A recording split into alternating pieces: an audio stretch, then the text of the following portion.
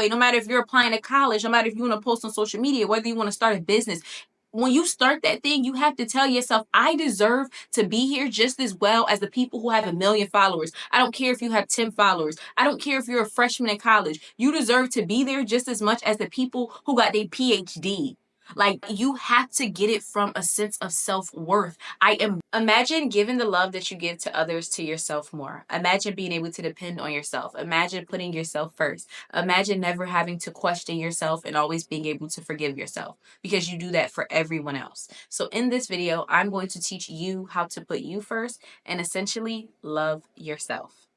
So to first understand self-love, you have to understand your self-worth. What do you think you're worthy of? But I want you to understand that there's a difference between self-worth and self-confidence. And I'm going to explain them both to you so you can get an idea of what they are. So your self-worth is essentially the deep-rooted belief that you are enough, worthy of love and belonging just as you are. So your self-worth is never something that you have to achieve. It's nothing that you ever have to specifically like grab. It's this idea of whatever I do, I belong to be here. Wherever I am, I belong to be here. And like, essentially, love is something that I should get regardless of how I look, regardless of where I come from, regardless of I should essentially get love because I am worthy of that. And it's nothing that I have to achieve to get that. Now, the difference with self-confidence is that is the trust you have in your abilities, skills, and potential to succeed, developed through experience and mastery. So essentially, your confidence is something that you have to build up. Most individuals, nobody's really born with confidence. There's like a little bit of confidence your parents can give you, your outside, individuals around you can give you, but it's always something that you have to keep building. It's essentially, once you get the degree, you have to get the job. Once you get the job, you have to get, the bonus. Once you start the business, you have to open the warehouse. Like, essentially, that is where you get confidence from. But what messes up a lot of individuals is they think in order to feel worthy of something, in order to feel like I deserve to be in these rooms, in order to feel like I deserve to live in this neighborhood, I have to achieve certain things. Maybe I have to get a certain job. Maybe I have to drive a certain car. And I think that allows individuals to get into this loop of achievement that I talk about a lot, because it's like, I have to do something in order to fit in here. And I think that's where a lot of people mess up with the self-love, is because you do not think you're worthy. You're waiting until something happens for you to feel like you can change your life. You're waiting until you get that dream car. You're waiting until you get that, that new hairstyle to post your content. You're waiting until something else happens in order for you to feel like you're worthy. And I want you to understand, as long as you keep chasing that self-confidence and not self-worth, not self-love, you're never going to feel that way even when you do achieve those things. Because you're going to get that car and then you're going to pull up around your new co-workers or wherever now you want to show off the car, and then you're going to question yourself. You're going to be like, oh my gosh, do they think like this car is fake? Oh my gosh, do they think that this car is... And a great example of me dealing with this, because I am currently, going through this myself. It's an ongoing thing. When I first started shopping at Whole Foods, I'll never forget, I did not want to be on my phone because I was scared of people thinking I was like an Instacart shopper. Now, it's no shade to Instacart shoppers. I've done it before, but I wanted to feel worthy. I wanted the individuals inside of the store to feel like she belongs to be here. And so I never would go on my phone. And sometimes I would miss the pickup stuff because I didn't go on my phone and check my list.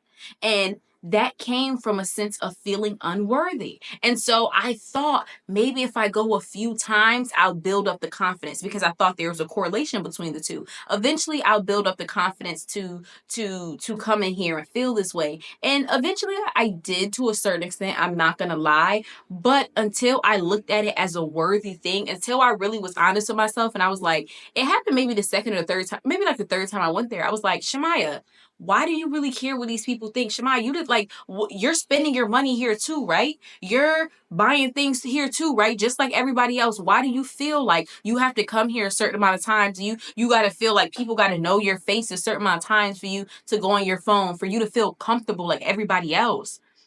And so I want you to understand, even if you do achieve some of these things, even if you do get into the repetition of doing some of these things and being in certain places, you're always going to feel like people are looking at you like an outsider. You're always going to feel like people are judging you. You're always going to feel like an imposter until you convince yourself that you're worthy. Until I convinced myself that I was worthy to be there, and I spend money like everybody else, and I buy things, and you get what I'm saying? I know I'm not coming here doing nothing I'm not supposed to, so why do I feel this way? And I realized it had to do with my worthiness. I didn't grow up shopping at places like this. I didn't even know what Whole Foods really was until I really became an adult. Like there was something, like even the stuff inside the grocery store, like I'm seeing stuff here that it's like I've never even seen before. And I'm feeling like an imposter. I'm feeling like, am I really supposed to be here? And I had to remind myself, you really spending money here, right? Okay, then you deserve to be here. You get what I'm saying? Like, don't feel that way. No matter if you're applying to college, no matter if you want to post on social media, whether you want to start a business, when you start that thing, you have to tell yourself, I deserve to be here just as well as the people who have 1 million followers. I don't care if you have 10 followers. I don't care if you're a freshman in college. You deserve to be there just as much as the people who got their PhD. Like, you have to get it from a sense of self-worth. I am worthy of doing these things. Yes, I do feel like you have to build up your confidence, and that comes through, like I said, repetition and mastery, right? But I feel like the first step of it, the foundation of your life, has to be you feeling like you are even worthy to start some of these things. And so I just want to talk to you about just a little bit of the differences between the two, diving in a bit more. So when you're thinking about worthiness, right? Your worthiness is essentially who you are. What is your identity? And I think a lot of people have to question that themselves, like, who am I? Because your identity is how essentially you do things. So if my identity is I'm a caring person, everything I do is going to be caring. Whether I'm a teacher, whether I'm a content creator, whether I'm a fashion designer, whether I'm a mom, whether I'm a sister, whether I see a random person at the grocery store, who I am is a kind person, is a caring person. So I'm going to treat everyone that way. Your confidence is what you have done or what you do. So your confidence is your job. Your confidence is essentially maybe that degree. Your confidence is something that you had to obtain.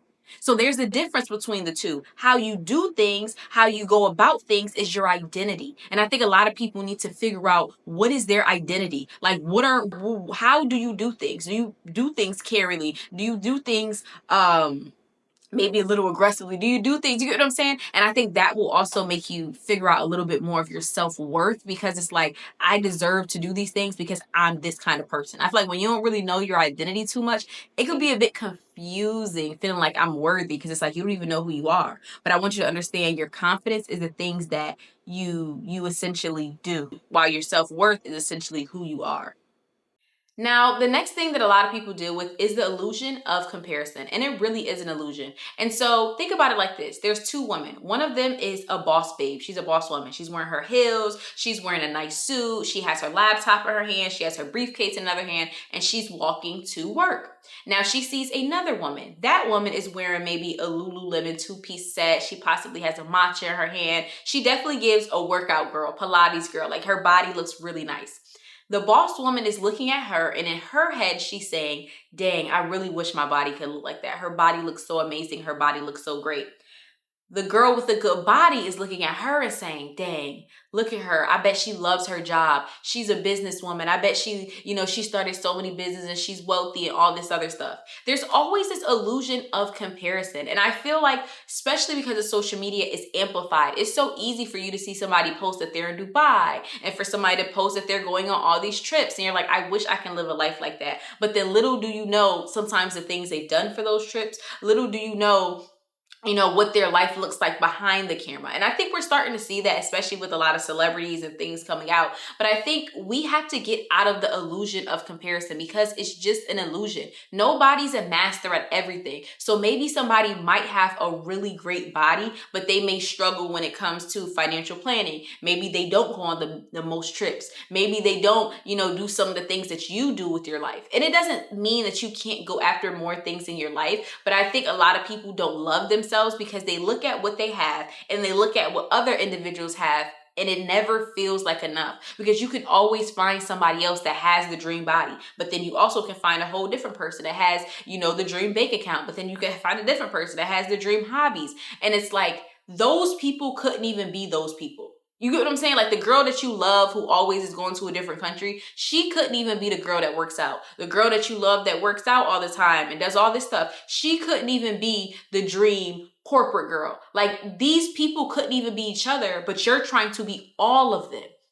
And that goes back to just having self-love for yourself and compassion for yourself and just knowing your identity and knowing who you are. Because when you know who you are, you know, yeah, that looks good, but that's not for me. And I've talked about this recently in a video, but it also comes with trial and error. You have to try things to figure out, is this just an illusion? Like, does this life just look good? Or is this really a life that I want? But then also I always say you have to lower your social media consumption and in a sense make it very acute. Like make your social media very specific to the life that you want for yourself. And I've had to realize that because I saw too much stuff. I saw too many dreams, goals, and aspirations that will not really be realistic, at least not for this time period. Like I would have to achieve that when I'm in my 30s or my 40s, and the next thing I'm gonna have to achieve in my 50s, because it's like I don't have enough time to master these things. I don't have enough time to, you know what I'm saying, become good at all these things. But I think that's one thing that I've had to do. Like when it comes to my consumption of these things, I had to make it very specific so that when it comes to social media, I'm seeing people that are doing what I want to do, but they're also doing things that I know I want to go after, and I have potential, at least in this point in my life, to go after, because it's just an illusion. It's like, and it's gonna make you not want to be yourself because you're seeing everybody else be what you feel like better versions of you, and it's not even real. And the core truth I want you to understand about this topic is that achievements will not make you love yourself more. Like whether it comes with you comparing yourself to other people and feeling like, dang, if I achieve that, I would be better. Whether it comes for you building all this confidence and getting all this accolades, like I want you to understand achievements will never make you love yourself more. So I think you have to ask yourself, why do I not love myself? And if it's because I have not achieved this, is it because I haven't went to this place? Is it because then that's not true? Because achievements, we see it all the time. Achievements will not make you love yourself more. And that's one thing that I wish someone would have told me when I was younger, but now I am starting to understand. They're great to do. I'm not saying not to achieve things. You should have goals, dreams, and aspirations, but don't have those with the expectation that finally I will love myself and finally I'll be important enough and finally I'll be somebody. You have to feel like you're somebody already while you're doing those things. Now, let me just give you some examples what the lack of self-love look like. Because I think some people are like, well, do I like self-love? What does that look like? One of the most things that I noticed is struggling with self-care. This is something that my mom used to always say growing up. Like when she would see people, my mom always say she out of order. Like when people just do things and it's just like, why would you do that? That doesn't even make any sense. I think it's a lack of self-love. When you do not love yourself, you do not treat yourself as if somebody that deserves to be loved, and you do not treat yourself as if somebody you would love. When I say a lack of self-care, maybe this can be something such as, you going to work with holes in your jeans, or and don't get me wrong, I'm not saying those individuals that are in financial situations where it's like they literally cannot do it, but I also think there are a lot of individuals that can do it, but they simply rather not spend money on things that involve them. They rather spend money on things that give them that feeling. So they might have spent money when it comes to drugs and alcohol. They rather spend money on, you know what I'm saying, when it goes up going out with friends. And I'm not saying you shouldn't do those things, but at the same time, if you're going out with your friends every single weekend and you haven't bought new underwear all year, you lack a little bit of self-love, because it's kind of like you have to love yourself enough to treat yourself as if somebody that you love. And if you were to see your little sister and she was like, oh yeah, I haven't bought new underwear all year, or I haven't bought a new toothbrush all year, or I haven't, you'd be like, you okay? Like, why? Because you love that person. And I think struggling with self-care, struggling just to keep up with yourself is a lot of times a lack of self-love. You don't even feel like you are worthy enough to be taken care of. And that's something that I've noticed with myself too. Like the more I allow myself to dwindle, the more I allow myself to not keep up with myself and not care about possibly my appearance and not care about how I look and how I feel. It just shows me right now you're dealing with a lack of self-love. You're not treating yourself as if someone that you love, because if this was your little sister, if this was your mother, if this was somebody that you love, you would tell them, hey, this is not okay. Hey, are you okay? And so you have to do the same thing for yourself. Going off of that, another one is addiction. And I think this can come in multiple ways. And I think one of the biggest addictions that people are not talking about enough and people don't realize is your social media addiction. A lot of people are addicted to social media, and it shows a lack of self-love. When you are addicted to something, I feel like you're using it to numb something else. And a lot of people do not love themselves, right? Whether it's the life that they live, whether it's just them as a whole. And so they don't realize you numb yourself all the time by being on social media, because it allows you to kind of morph yourself into that world. It allows you not to focus on whatever is going on in your world. It allows you not to think about whatever is going on in your own life. And I think you have to think about it like that. Like anything that you're really addicted to, you have to do every single day, and you feel like when you don't do it, it's a problem. That's an addiction. And a lot of people, social media is an addiction. You have to go to the bathroom on your phone. You have to cook on your phone. Like you have to use your phone to do all these things. And one thing I realized is I'm using this as an excuse to not be in the moment. Like, why can I not be in the moment? And it's sometimes because it's like I don't care about the moment. I don't care about, and I feel like it kind of made me ask myself, like, but this is your life. You don't care about your life. And I realized it was me dealing with the lack of self-love. Another thing, of course, other addictions such as drugs and alcohol and those things, they're numbing. They're you numbing something. They're you not wanting, i.e., to be in the moment, i.e., not to deal with what you're going through. And addictions, they range. They're multiple things, but all in all, I feel like any addiction really shows you how you do not love yourself, because you do not want to be in that moment. You do not want to be there. And it's like you're constantly having to find something to numb you and to suppress you, whether it's you struggling with yourself, your self-worth, yes, but whether it's you possibly struggling with bills, whether it's you possibly struggling with appearances, whether it's you feeling like I'm not where I should be in life, instead of doing something to actually achieve that thing and go after that thing, you decide to put something else in place so you don't have to think about that thing. And then you get into a cycle of being like, I'm not where I want to be in life. I don't make enough money. I don't. But it's like the time that you have, you don't even use it to do those things because you don't love yourself. You don't think you're worthy enough to get those things. Another one is self-sabotage. You constantly sabotage yourself. Maybe you might go to the gym for a couple days and then something happens and you're like, dang, I shouldn't go again because I missed the day. Maybe it's you always talk about starting a business and the business didn't go well, and you're kind of like, dang, I'm not really a business owner because that wasn't successful. It's you self-sabotaging yourself because you don't feel like you're worthy. You missed one day at the gym and now you feel like you shouldn't go back. You messed up on one business. One video didn't go well with YouTube and now you feel like you shouldn't post again. It's simply because you never felt like you were worthy enough to do that thing. And maybe you did start with a little bit of confidence. Maybe you did start with a little bit of motivation even. But since you did not have that self-worth, it was so easy for you not to be the ideal person that you felt like you had to be when doing that thing. And then convincing yourself, okay, I can't do this thing. I'm not worthy enough. So let me sabotage myself so that I don't achieve this thing. Hyper independence. I feel like this is one we don't talk about enough. And I think this is one that makes people actually think that they have self love. When you're hyper independent, when you're like, oh, I can do everything for myself and I'm good by myself.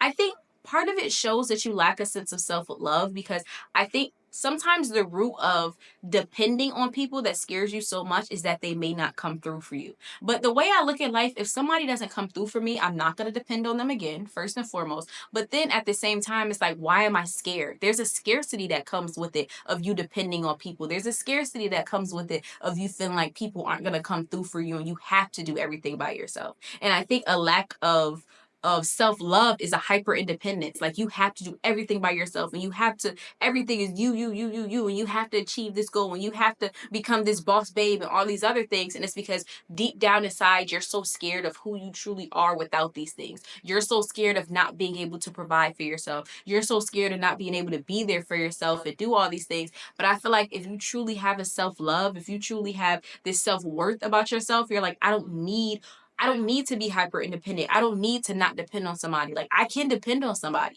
And if they don't come through for me, okay, well, I'm not depending on them again. But I'm not scared to put my trust in somebody. I'm not scared of what's going to happen next, because I got me. I know what's going to happen next because I'm going to just deal with it. I don't know, but I think that's one that not enough people talk about, hyper independence. And people pleasing is a big one. Always feeling like you have to do things in a way to appease other individuals. Always feeling like you have to do things in a way of like you don't want anyone to feel bad. You know, I don't want anyone to feel like I'm being rude or I'm being mean or I'm not being nice.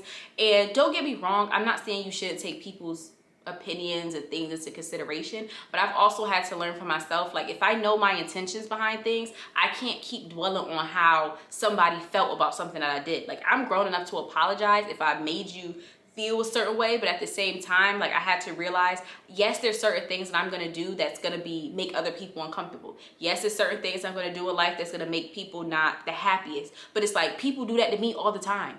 And they're not trying to be intentionally rude. They're not trying to be intentionally mean, but they're putting themselves first. And I had to realize, like, whether it's me canceling on something, whether it's me choosing not to do something, whether it's me telling somebody how they're making me feel, like I have to stop trying to feel like I'm appeasing people, because what I'm really telling myself is you're not worthy enough to feel okay in this situation. You're not worthy enough to show your real personality. You're not worthy enough to be you. So you have to be the person that they want you to be. You can't tell them how you feel. You can't show up for yourself. You can't make somebody mad or whatever the case may be. And it's like, if I know I'm not intentionally doing something to be malicious and mean, I apologize that you feel that way, but I have to put myself first. But I realize that's a big one that I struggle with. And I didn't realize that was just me telling myself, you're not enough. I don't love you enough to put you before everybody. I have to put everybody before you. And then whatever they're left with, that's the rest of, we can work with that. But it's like, no, I'm putting me first. And then when I'm done with me, then I can help other people. But you can't help nobody if you can't help yourself.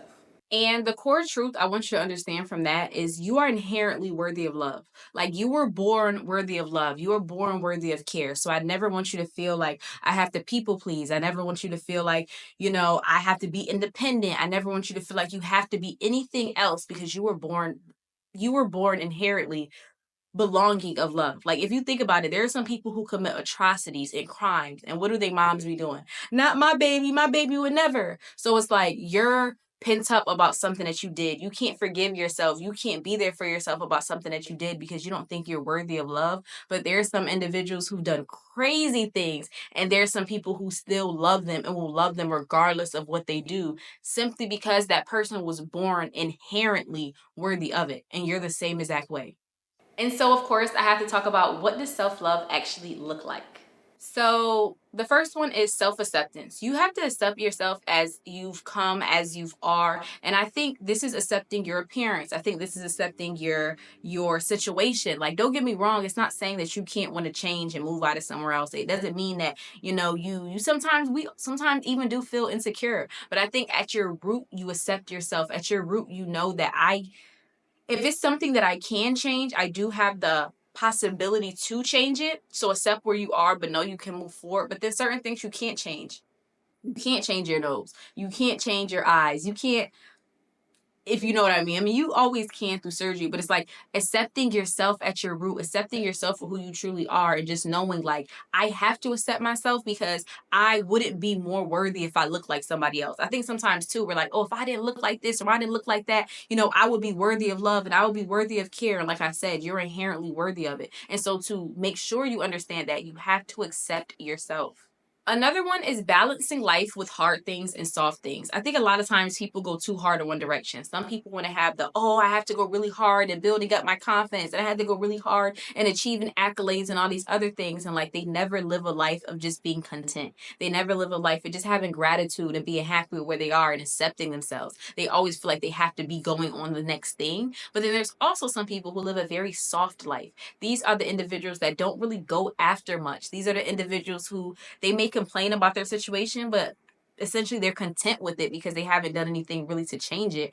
And they're afraid of going after hard things. They're afraid of, possibly going to the gym and quitting. They're afraid of possibly starting that business. They're afraid of moving out of their state. They want to live a soft life. They want to live a life with the least amount of resistance, the least amount of, problems, if you will. And I think self-love is having a balance of the both. It's loving yourself enough to go after your dreams, goals, and aspirations, and knowing that life may not always end up how you want it to be, but at least you tried, and at least it's not going to end up the way it is now. You get what I'm saying? It's going to be different from now. But then also loving yourself enough to know I'm worthy as I am. And so it's like, I don't always have to go hard. I don't always have to be the next big thing. I don't always have to, do something to deserve this love. But I don't know, having a balance between the two, I've learned, is very imperative. Boundaries are very important. I think everyone needs to have boundaries and figure out what your boundaries are. And a lot of times you don't know what they are because you don't have self love. You don't know your identity. So you don't know essentially how you do things. And you know what I'm saying? Like, if you're a caring person, if that's your identity, one of your boundaries may be something like, okay, people, you can't disrespect nobody around me. Like, I don't care if it's a janitor at my job. I don't care if it's a Chipotle lady in line. Like, I have a caring personality. I care about people. So one of my boundaries is that you can't disrespect people around me. If that makes any sense. I think once you know yourself, you know your identity, how you do things, it's easier to have boundaries. But I think boundaries are very important. It goes off of the people pleasing. It kind of says in a sense of, I'm putting myself first. Yes, it might make some people uncomfortable. Yes, it might make some people mad. Yes, yes, yes, all these things. But it's like, I have a boundary around this thing because I love myself so much. And I'm not even going to let you push me. I'm not going to let you put me in situations. I'm not going to let you treat me any kind of way because I'm worthy of all the things that I want in life. And what I don't want is you to disrespect me.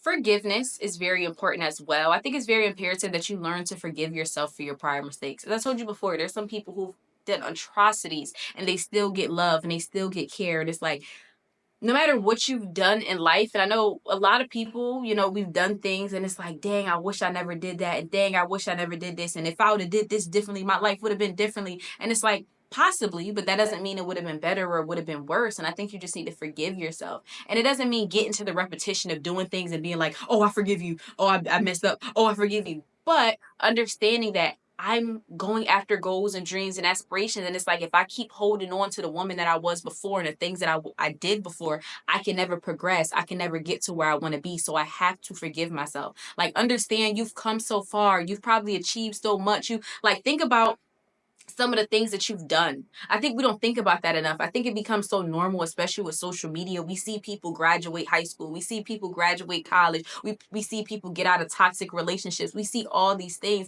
And it's like, oh, well, you know, everybody does it. And it's like, no, like, you did that thing and you should be proud of yourself for that thing. And you shouldn't be dwelling on the things that you did in the past that weren't correct, or the things that you did in the past and they didn't end up the way you wanted them to be. Like, a lot of people are living in their dreams and they've achieved some of their goals and their aspirations and some of the things they cried about and some of the things they stayed up all night about. But it's so easy to forget those things and then just dwell on the things that you didn't do that weren't correct.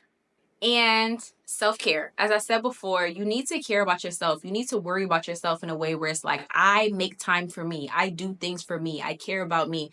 Yes, it can be outside perspective that individuals see, whether it's, you know, your appearance and things like that. I do think that's important and that's a sign of self-love. But also the inner you, like talking to yourself, like spending time with yourself, like journaling, like really doing things that it's like, no, I always talk about it, things that nobody knows about that you're never going to share. That's to me a form of self-care. Like, everybody doesn't know the inner workings of whether it's a hobby, whether it's you exfoliating your skin, whether it's you like certain things that you do that people may not necessarily know about. Like, you lotioning your legs when you're wearing jeans. Ain't nobody ever gonna know that, but it's like you did it for you. So that's very important as well.